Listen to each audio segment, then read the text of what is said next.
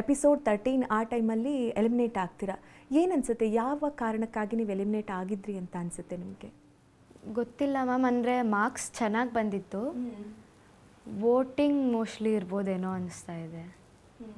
ಅಲ್ಲಿ ವೋಟಿಂಗಿಗೂ ಕೂಡ ಅಷ್ಟೇ ಇಂಪಾರ್ಟೆನ್ಸ್ ಇದೆ ಅಲ್ವಾ? Yes ma'am. ಜಡ್ಜಸ್ ಎಲ್ಲ ಏನು ಹೇಳಿದ್ರು ನಿಮಗೆ ಆ ಟೈಮ್ನಲ್ಲಿ? ಜಡ್ಜಸ್ ಇನ್ನು ಪ್ರಾಕ್ಟೀಸ್ ಮಾಡು ಮಗು, ಚೆನ್ನಾಗಿ ಪ್ರಾಕ್ಟೀಸ್ ಮಾಡ್ಕೊಂಬ ನೆಕ್ಸ್ಟ್ ಟೈಮು ಅಂತ ಅಂದರು. ಹಾಗೆ ರಾಜೇಶ್ ಕೃಷ್ಣನ್ ಸರ್ ಕೂಡ ತುಂಬ ಬೇಜಾರಾಗಿದ್ರು ಆ್ಯಕ್ಚುಲಿ ನೀವು ಎಲಿಮಿನೇಟ್ ಆದಾಗ. Yes ma'am. ಅವ್ರು ನಿಮ್ಮ ಹತ್ರ ಏನು ಹೇಳಿದ್ರು?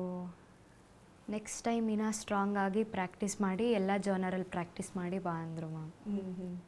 ಆ್ಯಕ್ಚುಲಿ ನೀವು ಸೀಸನ್ 19 ಟೈಮ್ನಲ್ಲೂ ಕೂಡ ಸರಿಗಮಪ್ಪಗೆ ಬಂದಿದ್ರಿ, ಆದರೆ ಇನ್ನೊಂದು ಸ್ವಲ್ಪ ಏನಾದರೂ ಕಲಿಬೇಕು ಅನ್ನೋ ಕಾರಣಕ್ಕೆ ನಿಮ್ಮನ್ನು ಇದು ಮಾಡಿದ್ರು ಅನಿಸುತ್ತೆ, ಮತ್ತೆ ಬರೋಕ್ಕೆ ಹೇಳಿದರು ಅನಿಸುತ್ತೆ.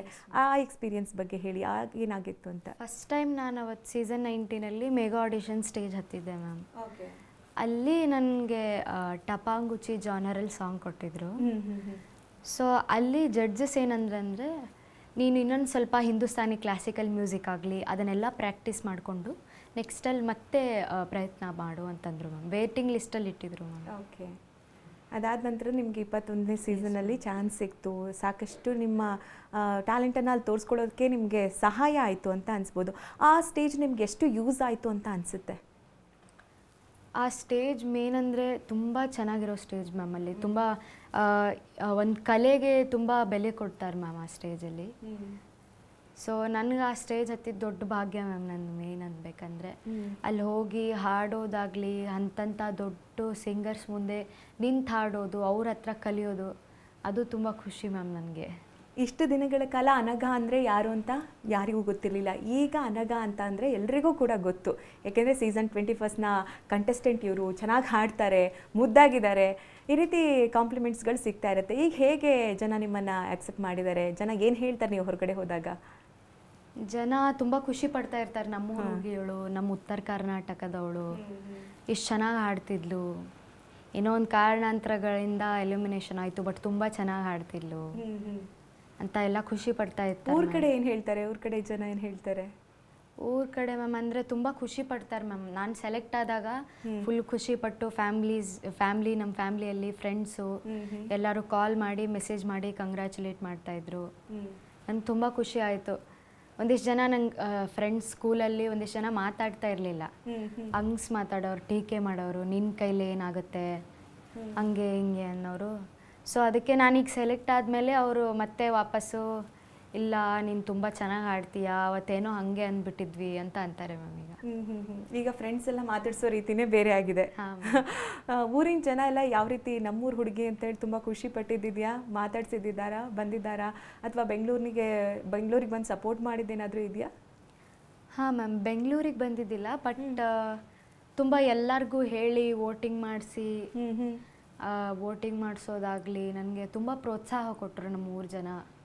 ಆಮೇಲೆ ಸರಿಗಮಪದೇ ಇವೆಂಟು ಬಾಗಲಕೋಟೆಲ್ಲಿ ಆಗಿತ್ತು ಮ್ಯಾಮ್, ಲೈವ್ ಇವೆಂಟು. ಸೊ ತುಂಬ ನನ್ನ ಫ್ಯಾನ್ಸ್ ಎಲ್ಲರೂ ಬಂದರು ಮ್ಯಾಮ್, ಫ್ಯಾಮ್ಲಿ, ನನ್ನ ಟೀಚರ್ಸ್ ಆಗಲಿ.